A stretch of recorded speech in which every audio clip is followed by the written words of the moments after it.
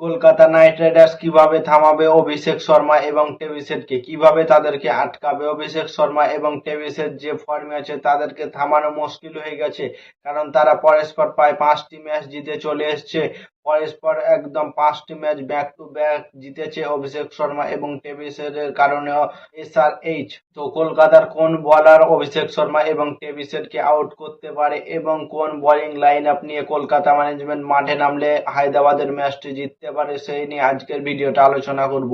তো প্রথমেই বলি, অভিষেক শর্মা এবং টেভিসেট এবং হেনরিক ক্লাসেন এই তিনটে ব্যাটিং যে ফর্মে আছে হায়দ্রাবাদের জন্য কিছু বলার নেই।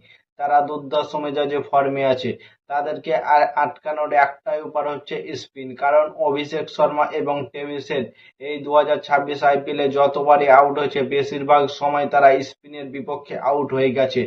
তো আমার মনে হয় কলকাতা ম্যানেজমেন্টকে অভিষেক শর্মা এবং টেভিসেটকে আউট করতে গেলে পাওয়ার প্লের মধ্যে স্পিনার বল করাতে হবে। প্রথম ওভারে পাওয়ার প্লেতে সুনীল নারায়ণকে আনতে হবে এবং 2 নম্বর কার্তিক ত্যাগী অথবা ক্যামেরন গ্রিনকে দিতে হবে। তারপর 3 নম্বর ওভার আবার সুনীল নারায়ণকে আনো এবং 6 নম্বর ওভারটা আনো তোমরা বরুণ চক্রবর্তীকে। মানে 3 ওভার তোমরা যে করে মূল্য হোক, 3 ওভার তোমরা হায়দ্রাবাদের বিপক্ষে পাওয়ার প্লের মধ্যে 3 ওভার স্পিন দ্বারা বল করা। অভিষেক শর্মা এবং টেভিসেট সব সময় স্পিনের বিরুদ্ধে খেলতে গিয়ে আউট হয়ে গেছে, তাই পাওয়ার প্লের মধ্যে 3 ওভার স্পিন বল দিয়ে খেলাও, তাহলে 3 ওভারের মধ্যে একটা ভুলভাল শট খেলতে গিয়ে তারা নিশ্চিন্তে আউট হয়ে যাবে।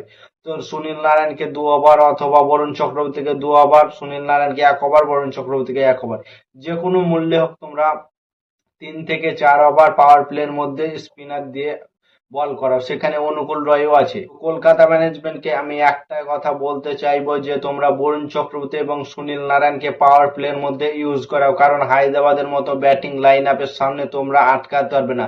তোমাদের যে বোলিং লাইন আপ খুব ভালো ফর্মে আছে, কিন্তু তাদেরকে আটকাতে গেলে পাওয়ার প্লের মধ্যে তাদের টেভিসেট এবং অভিষেক শর্মাকে যদি ফেলে দেয়, তাহলে ম্যাচের প্রায় 50% শেষ হয়ে যাবে হায়দ্রাবাদের জন্য, কারণ তারা দুজনে ওপেনারে স্টার্ট করে দিচ্ছে হায়দ্রাবাদের জন্য। তো প্রথমে তোমরা যে কোনো মূল্যে হোক স্পিন বল খেলাও, তাহলে অভিষেক শর্মা এবং টেভিসেট ঠিকঠাক ভাবে খেলতে পারবে না, কারণ অভিষেক শর্মা ঠিকঠাক ভাবে স্পিন খেলতে পারে না। তো আর টেভিসেটের কথা কি বলবো, সে একদিন চলে গেছে মানে 5 দিন চলবে না। সে আগের ম্যাচটি খেলেছে, মনে হয় পরের ম্যাচটি ঠিকঠাক ভাবে খেলতে পারবে না। তো তোমরা যে করে হোক প্রথমে ওভারটা সুনীল নারায়ণকে, দ্বিতীয় ওভারটা ব্যবহারের আগে 3 নম্বরটা আবার সুনীল নারায়ণকে দাও এবং 4 নম্বর ওভারটা ফাস্ট বোলার দাও এবং 5 নম্বরের পরের ওভারটা বরুণ চক্রবর্তীকে নিয়ে এসো। পাওয়ার প্লের মধ্যে 3-4 ওভার তোমরা বরুণ চক্রবর্তী এবং সুনীল নারায়ণকে দিয়ে করিয়ে নাও, তাহলে পাওয়ার প্লের মধ্যে 2টো উইকেট পড়ে গেলে হায়দ্রাবাদের জন্য চাপের কারণ হয়ে যেতে পারে। তো কলকাতা ম্যানেজমেন্টকে আমি একটাই কথা বলবো যে হায়দ্রাবাদের যে ম্যাচটি আছে সেই ম্যাচটি হায়দ্রাবাদে খেলা হবে। তো কলকাতাকে স্পিন টিম নিয়ে মাঠে নামতে হবে। হায়দ্রাবাদের ব্যাটিং এর বিপক্ষে 3টে স্পিন নিয়ে মাঠে নামতে হবে।